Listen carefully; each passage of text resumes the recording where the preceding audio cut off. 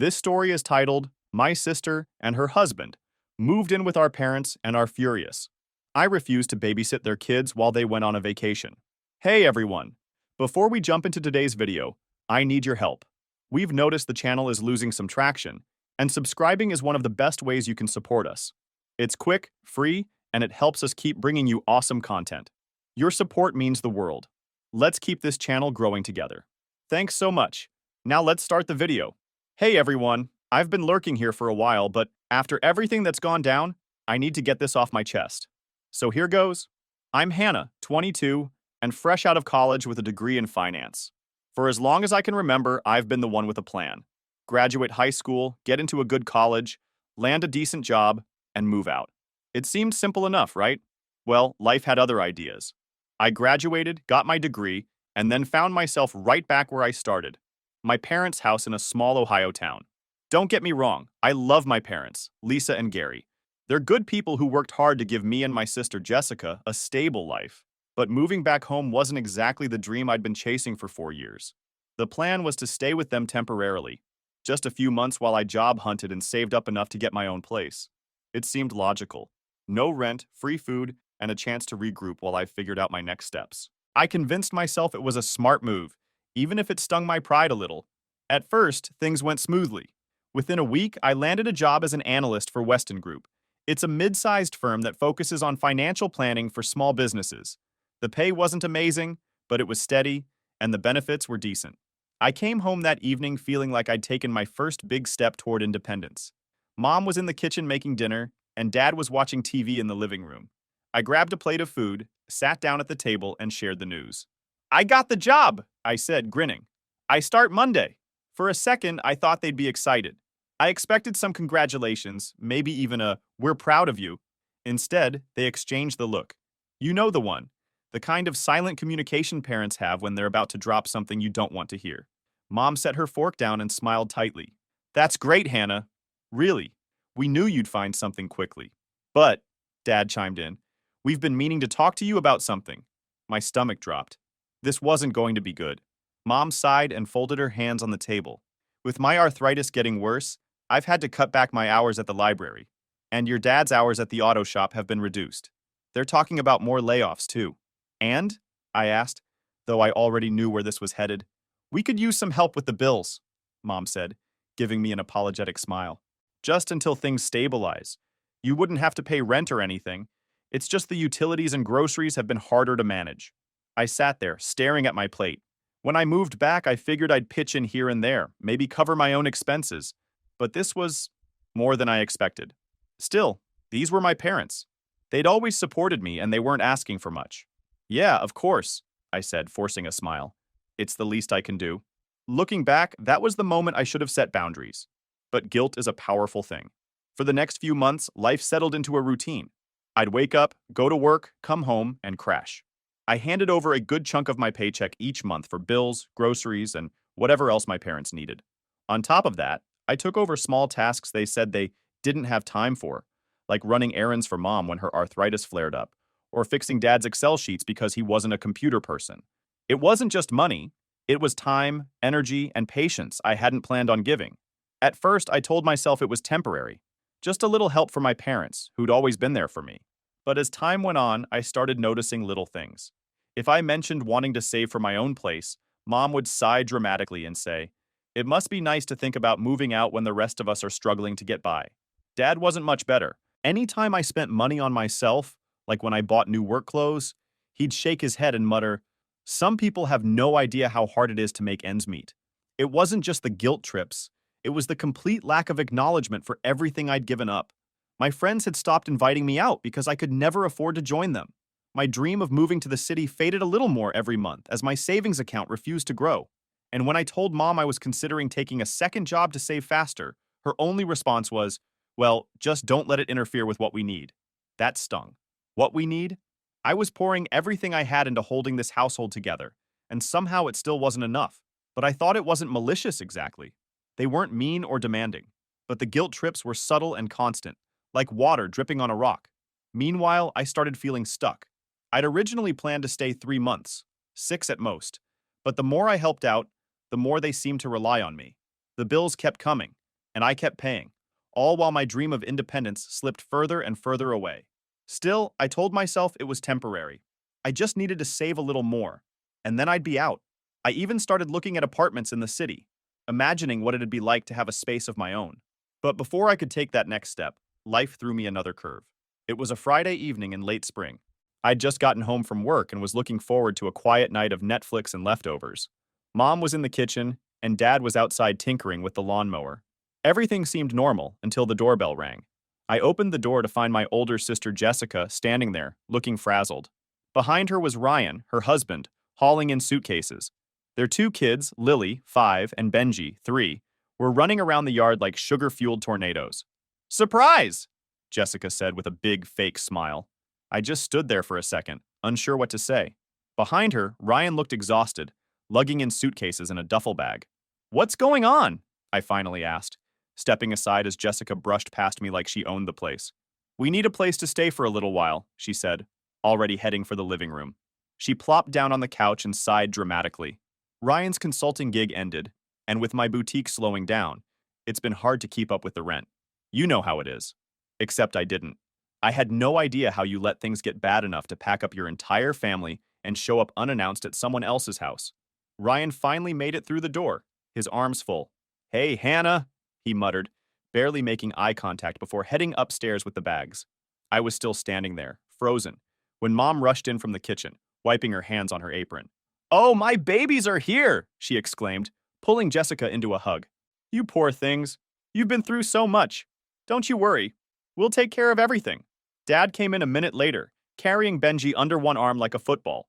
"This one nearly gave me a heart attack," he said, setting him down. "Running straight for the mower like it's a ride at an amusement park." Jessica laughed lightly, but I noticed she didn't bother apologizing or even looking at Benji to tell him to knock it off. I stood there watching the scene unfold, feeling like I was in some kind of alternate reality. Within minutes, my parents were doting on Jessica, like she was some sort of war hero who'd survived a great battle. Mom was already talking about dinner plans and where they could set up the kids' beds, while Dad offered to move his tools out of the spare room so they could have more space. Meanwhile, I was invisible. That night, I sat in my room, trying to focus on a budget spreadsheet for work, but all I could hear was the chaos downstairs. Lily and Benji were chasing each other up and down the hall, screaming at the top of their lungs. Jessica's voice carried from the living room as she recapped her latest business struggles to Mom. I took a deep breath and reminded myself this was temporary. A few weeks max, I could survive that. By the next morning, it was clear Jessica and Ryan weren't going anywhere anytime soon.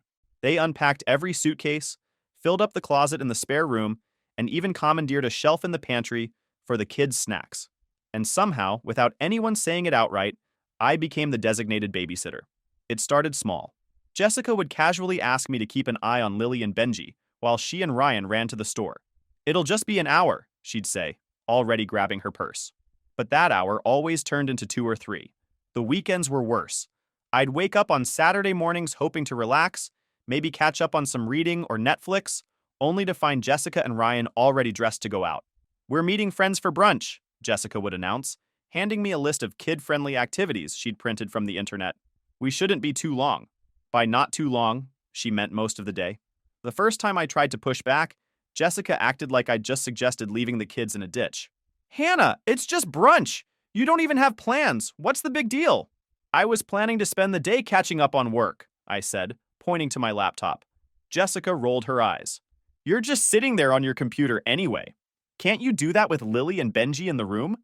You're being so dramatic." The worst was when Mom jumped in. "Hannah, honey," she said, lowering her voice like she was about to deliver some ancient wisdom.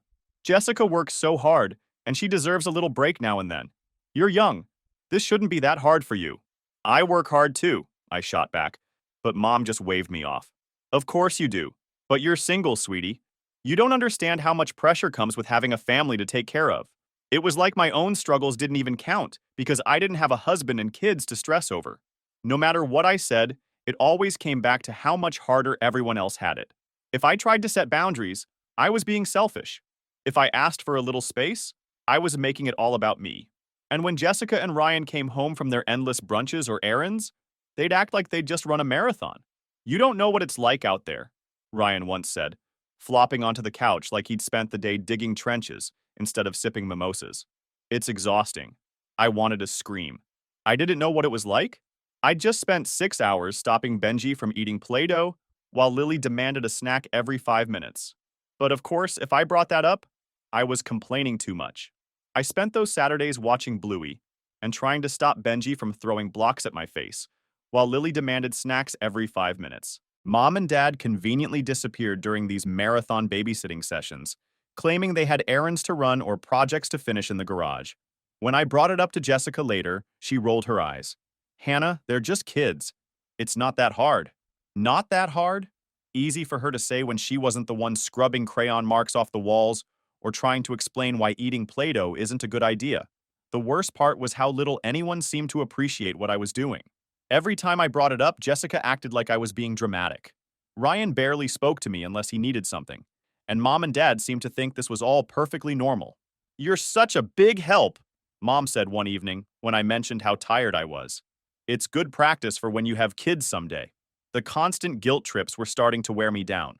Every time I thought about saying no or setting firmer boundaries, I'd hear Mom's voice in my head. Family helps family. But what about me? Didn't I deserve to have my own life? It wasn't just the babysitting either. My paycheck, which had been enough to cover the bills for 3 people, was now stretched thin with 5 extra mouths to feed. The grocery bills doubled overnight, and the utilities shot up too. I tried bringing it up one evening after dinner. "Hey Jessica, would you and Ryan be able to chip in for groceries this week?" She looked at me like I'd just asked her to donate a kidney. "We're barely scraping by as it is, Hannah, you know that." Ryan nodded solemnly. "It's tough out there right now." I bit my tongue and let it go, but inside I was fuming. As the weeks turned into months, I started to feel like a prisoner in my own home. My bedroom became the only place I could escape, but even that wasn't safe. Lily and Benji loved to burst in uninvited, scattering toys and crumbs everywhere. It was clear to everyone except me that this wasn't temporary. Jessica and Ryan were making themselves too comfortable, and I was footing the bill, both financially and emotionally. I should have spoken up sooner, but every time I tried, I felt like the bad guy. I was constantly told I was overreacting or being selfish. So, I stayed quiet. And then, one evening, I overheard a conversation that changed everything.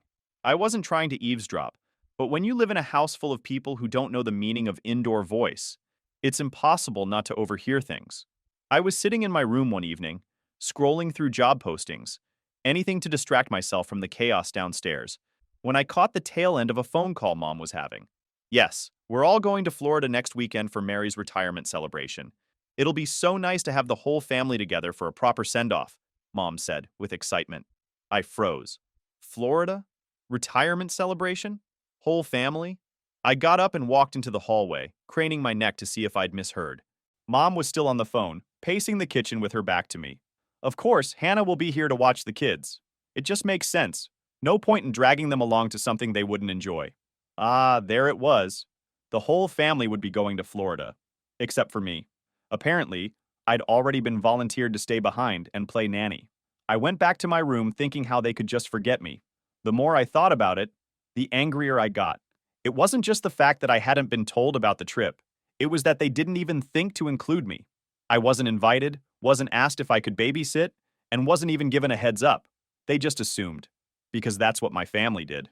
The next few days were a blur of frustration and awkward silence.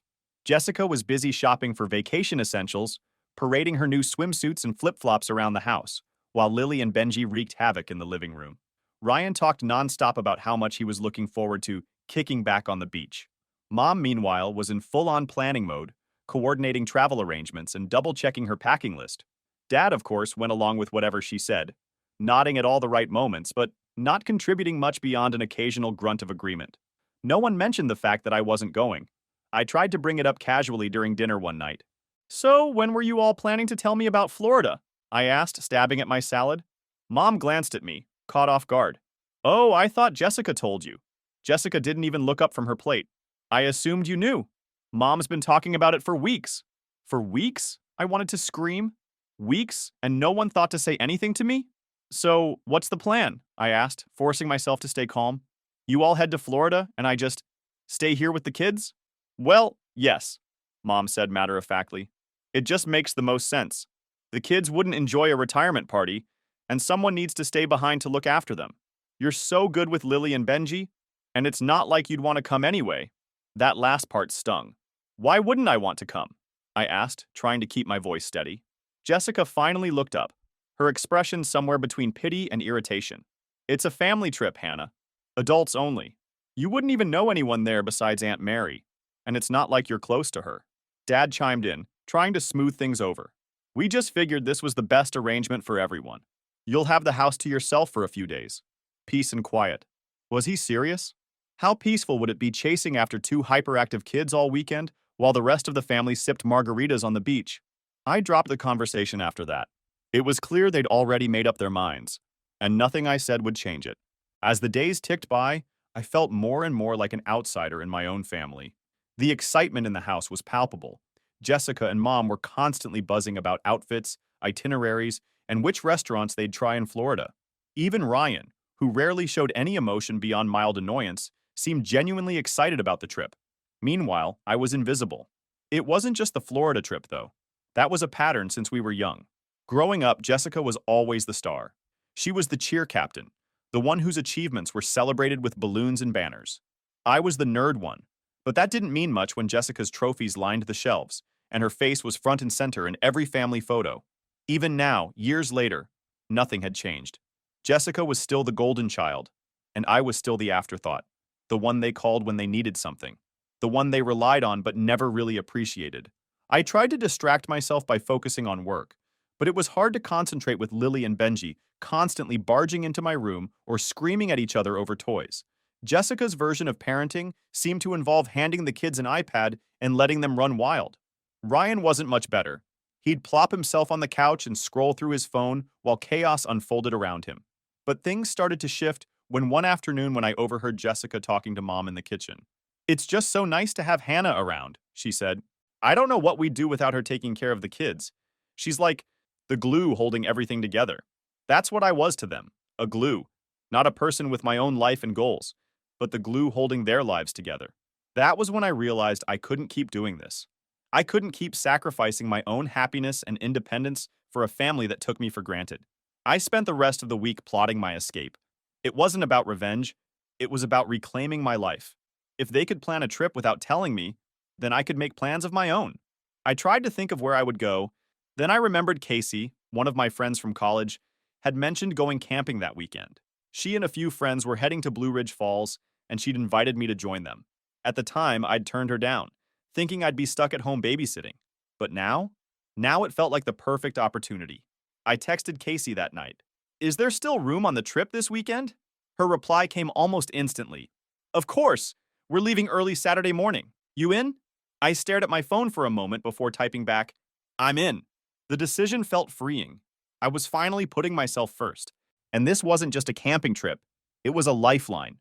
A way to get out of the house and away from the constant chaos that had become my life. But pulling it off wasn't going to be easy. My family had a knack for sniffing out anything that didn't revolve around them. And if they figured out I was planning something for myself, it'd be over before it began. I had to be smart about this. The days leading up to Saturday were tense. Jessica was in full vacation prep mode, strutting around the house with new beach hats and a playlist she insisted on testing at full volume. Ryan spent most of his time fiddling with the kids' car seats and complaining about how much luggage they had to fit in the trunk. Meanwhile, Mom was darting around with a clipboard, checking and rechecking the packing list. "Hannah, don't forget, Lily likes her milk warmed before bed," she said, as if she hadn't already told me 3 times. "Oh, and Benji's picky about his pajamas. Make sure he's in the blue ones." I nodded along, biting my tongue to keep from saying something I'd regret. There was no point in arguing. I'd already been volunteered as the weekend nanny, and nothing I said would change their minds. By Friday night, the house was a zoo. Mom and Jessica were arguing over which snacks to bring, Ryan was trying to fix a squeaky suitcase wheel, and the kids were tearing through the living room like tiny hurricanes. Dad, as usual, had retreated to the garage to check on the tools, which I assumed was code for avoiding the madness. I watched it all from the kitchen, silently sipping my tea and counting down the hours until morning. Around 10 p.m., things finally started to settle down. Mom tucked the kids into bed, Jessica went upstairs to pack the last of her toiletries, and Ryan sprawled out on the couch, scrolling through his phone. I waited until the house was completely quiet before sneaking into my room and pulling out my duffel bag. I'd been packing little by little all week to avoid suspicion, stashing my hiking boots and clothes in the back of my closet. Now I carefully added my toothbrush, flashlight, and a few snacks before zipping it shut. My heart was racing, not with fear, but with excitement. This wasn't just about camping, it was about taking back control of my life. My alarm went off at 5 a.m. sharp. I jumped out of bed, grabbed my duffel bag, and tiptoed to the door. The house was eerily quiet, the kind of silence you only get in the early hours of the morning. I held my breath as I opened the front door, wincing when it creaked louder than expected. For a moment, I froze, half expecting someone to yell after me. But nothing happened. The air outside was cool and crisp. I took one last look at the darkened house, then climbed into my car and started the engine. As I backed out of the driveway, a surge of relief washed over me. I was free.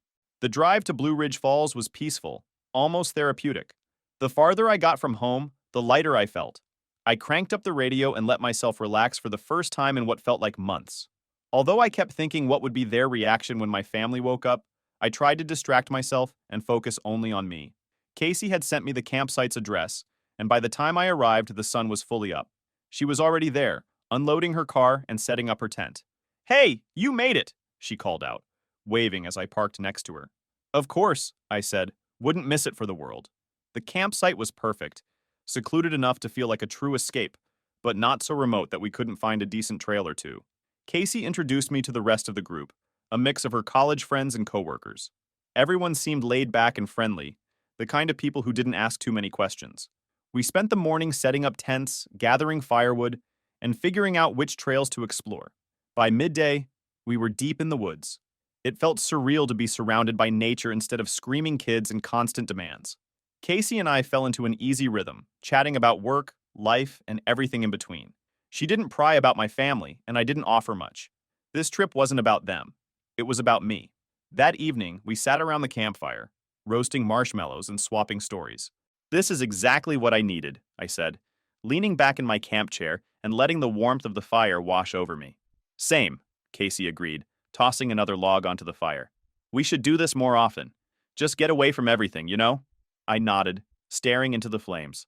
For the first time in a long while, I felt completely at ease. No one was asking me for favors, no one was guilt-tripping me, and no one was expecting me to sacrifice my time or energy for their benefit. As the night went on, I found myself laughing more than I had in ages. It wasn't just the jokes or the stories. It was the feeling of being surrounded by people who didn't expect anything from me. During all this time, I didn't check my phone once. By the time we got back to the campsite that evening after we went hiking, I was exhausted in the best way.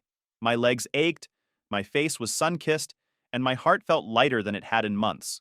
I wasn't thinking about my family anymore, their expectations, or their constant demands. I was thinking about me, what I wanted, where I was headed, and how I was going to get there. That was, until I opened the front door. The house was a disaster. Toys were scattered everywhere. Plastic dinosaurs, crayons, and what looked like an empty bag of cereal spilled all over the couch. The faint smell of something burnt lingered in the air, and I could hear voices coming from the living room. "Hannah's here!" Mom's voice called out, but it wasn't her usual warm tone. It was sharp, like she'd been waiting to unleash something on me. I dropped my duffel bag by the door and walked into the living room. Mom, Jessica, Ryan, and Dad were all sitting there, their faces flushed with anger. Lily was crying loudly, while Benji was curled up on the floor, clutching a juice box. "What's going on?" I asked, trying to keep my voice steady. "What's going on?" Jessica repeated, standing up and pointing a finger at me. "You disappeared without telling anyone. That's what's going on." "I told you I wasn't babysitting this weekend," I said, crossing my arms. "You didn't tell us where you were going or what the hell you were doing," Mom snapped, her face red. "We had no idea where you were." "I'm an adult. I don't need to check in," I shot back, my patience already wearing thin. "Well, when we realized you weren't here with the kids, we panicked," Ryan added. Panic didn't even begin to cover it. According to them, when they realized I wasn't in the house Saturday morning, they freaked out. My car was gone, my room was empty, and I hadn't left a note. Instead of assuming I'd gone somewhere or taken a break, something I was long overdue for, they immediately jumped to the worst-case scenario. "We thought something had happened to you," Mom said, her voice trembling. "We even called CPS. That stopped me in my tracks." "You called CPS? For what?" "For abandoning the kids," Jessica yelled, as if that was the most obvious thing in the world. "First of all," I said, raising my hand to cut her off, I never agreed to watch your kids this weekend. You all decided that on your own without consulting me. Second, calling CPS on me for not being here is insane. What exactly did you tell them? Hi, we wanted to abandon our own kids with someone who didn't agree to it, but now she's not home, so please arrest her? Did they laugh before or after they hung up on you? That's insane. It wasn't insane when we didn't know where you were, Mom started yelling. I couldn't take their shit anymore. So what happened when CPS showed up? They left after we explained everything, Jessica admitted, her voice quieter now. But do you have any idea how embarrassing that was? Embarrassing? I repeated, my voice rising. You called CPS because I didn't stick around to babysit your kids, and you're worried about embarrassment? The argument spiraled from there. Jessica accused me of being selfish and irresponsible. Ryan muttered something about how I'd let everyone down, and Mom kept going on about how I'd abandoned my family. Dad, of course, just sat there, shaking his head in disappointment like he always did when things didn't go his way. By the time the yelling died down, I was too drained to fight anymore. I grabbed my duffel bag and went upstairs to my room, slamming the door behind me. The mess continued into Monday. I left early for work, not wanting to deal with any more guilt trips or accusations, but my phone was already blowing up with texts. Mom, we need to talk about your behavior this weekend. Jessica, you really screwed us over, Hannah. Don't expect us to forget this. Ryan, you owe the family an apology. I ignored them all. At work, I tried to focus, but the tension from the weekend was still hanging over me. My coworkers could tell something was off, but I wasn't about to unload my family drama in the middle of the break room. By the time I got home that evening, I was bracing myself for round two. Sure enough, the moment I walked in, Mom was waiting for me in the kitchen. We need to talk, she said, her arms crossed. I'm tired, I said, trying to walk past her. Hannah, she said firmly, stepping in front of me. This can't wait. I sighed and set my bag down. What now? Mom's expression softened, but her tone was still sharp. Your sister is hurt. She feels like you abandoned her when she needed you most. I stared at her, dumbfounded. She needed me? For what? To babysit her kids while she went on vacation? That's not my responsibility, Mom. You should do your part as a member in this family, she said, her voice laced with disappointment. Funny how that only applies to me, I shot back. When has Jessica ever helped me? When has anyone helped me? Mom opened her mouth to respond, but no words came out. Exactly, I said, grabbing my bag and heading upstairs. The next few days were tense. Jessica barely spoke to me, and when she did, it was only to make passive-aggressive comments about how hard it was to find good babysitters these days. Ryan stayed out of it, which was probably for the best, but the silence from him was almost worse than the arguing. Mom and Dad tried to act like nothing had happened, but every conversation was laced with guilt. We're a family, Mom would say at random, as if that was enough to fix everything. I knew I couldn't stay much longer. The house felt more suffocating than ever, and no amount of space or time was going to make this better. One evening, as I was folding laundry, Dad knocked on my door. Can we talk? He asked, his voice quieter than usual. Sure, I said, though I wasn't exactly in the mood for another lecture. He stepped inside and sat on the edge of my bed, looking down at his hands. Look, I know things have been rough lately, and I know you feel like we've been unfair to you. I stayed silent, waiting for him to continue. But your mom and I are just trying to keep everyone together, he said. This family's been through a lot, and we're all trying to do our best. Dad, I get that, I said, trying to keep my voice calm. But I can't keep sacrificing my life for everyone else. I'm 22. I should be building my future, not cleaning up after Jessica and Ryan. He nodded slowly, but I could tell he didn't really understand. We'll figure this out, he said after a long pause. Just give it some time. I nodded, but deep down, I knew time wasn't going to fix this. By the end of the week, I'd made up my mind. It was time to leave. The house didn't feel like home anymore. It felt like a battleground. I knew if I stayed any longer, I'd lose what little sanity I had left. I started searching for apartments. My savings weren't much after months of paying for bills that weren't mine, but I had enough to get started. I found a few listings that looked promising. Nothing fancy, but clean, small. I stared at my phone for a minute before dialing Aunt Mary. She picked up on the second ring. Hannah, how are you, sweetheart? She said, her voice warm and familiar.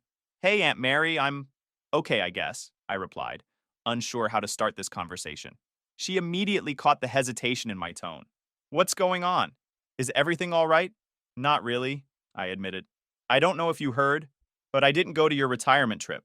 I noticed, she said. Your mom said you were staying behind to help with the kids. I thought that sounded odd. Why didn't you come? I couldn't help but laugh bitterly, because no one told me about it. They just assumed I'd babysit, like always. Aunt Mary was quiet for a moment before letting out a sharp breath. That doesn't surprise me, unfortunately. Your mom mentioned how much you've been helping out, but it sounds like they've been taking advantage of you. Yeah, you could say that, I said. I'm actually thinking about moving out, but I'm not sure how to handle the fallout. Well, sweetheart, you've done more than enough. You're young. You shouldn't be tied down like this. Move out, set boundaries, and let them figure out their own mess. It's not your responsibility to fix everything for them. Hearing those words felt like a weight had been lifted off my chest. She added firmly, and if you need help, let me know. You deserve better than this. That conversation gave me the push I needed. The next morning, I informed the landlord that I would no longer be contributing to the rent starting next month, and that my parents would need to take over. It was a step I'd been hesitant to take, but one I knew was necessary. After that, I spent the day packing. I didn't bother telling anyone yet. There was no point in starting another argument before I was ready to leave. I boxed up everything I could fit in my car, and the rest could wait. That evening, I came downstairs for dinner, ready to drop the bomb. The tension was already high. Jessica had barely spoken to me all week, and Mom had been hovering like a storm cloud. "Can we talk?" I said, setting my fork down. Mom looked up, wary. "What is it, Hannah?" "I'm moving out," I said plainly. The silence was deafening. Jessica's fork clattered onto her plate, and Mom's jaw dropped. Even Dad looked surprised, though he quickly masked it with his usual frown. "You're what?" Mom asked, her voice shaking. "I'm moving out," I repeated. "I've already found a place, and I'll be leaving by the end of the weekend." "But you can't just leave," Mom said, her voice rising. "We need you here. The bills, the kids, are not my responsibility," I interrupted. "I've been paying for this house, babysitting Jessica's kids, and putting my life on hold for months. It's time for me to live my own life." Jessica scoffed. "Wow, so you're just going to abandon us? How selfish can you be?" I turned to her, my patience officially gone. "Selfish? Jessica, you've been living here rent-free, dumping your kids on me every chance you get, and contributing absolutely nothing. If anyone's selfish, it's you." "That's enough, Hannah," Dad said sternly. "No, it's not enough," I snapped. "I've done everything you've asked and more, and all I've gotten in return is guilt trips and disrespect. I'm done." Mom's face crumpled, but I didn't let it sway me. "I've already told the landlord I won't be contributing to the rent anymore," I added. "So you'll need to figure that out too." Jessica looked like she might explode. "Are you kidding me? You're just going to leave us with all the bills? How are we supposed to manage without you?" "Not my problem," I said, echoing her own words from months ago. The next morning, I loaded the last of my boxes into my car. Mom stood on the porch looking heartbroken, but she didn't say anything. Dad stayed inside, avoiding the whole thing. And Jessica, she didn't even bother coming downstairs. As I pulled out of the driveway, I felt a mix of emotions, but mostly, I felt free. The first few days in my new apartment were surreal. Mom tried calling a few times, but I didn't answer. I wasn't ready to deal with her yet. Jessica sent a few angry texts accusing me of abandoning the family, but I blocked her number. Aunt Mary, on the other hand, called to check in. "I'm proud of you, sweetheart," she said. "It's not easy to stand up for yourself, especially with family, but you did the right thing." "Thanks, Aunt Mary," I said, smiling. "I think so too." It's been a few months now, and life is finally starting to feel normal. I've reconnected with old friends, picked up some new hobbies, and even started saving for a trip to Europe next year. As for my family, I've kept my distance. Mom still sends the occasional guilt-laden text, but I've stopped letting it get to me. Jessica and I haven't spoken since I left, and honestly, I'm fine with that. I know they're struggling to adjust, but that's not my responsibility anymore. I've spent enough of my life putting them first. It's time to put myself first for a change. And you know what? It feels pretty damn good.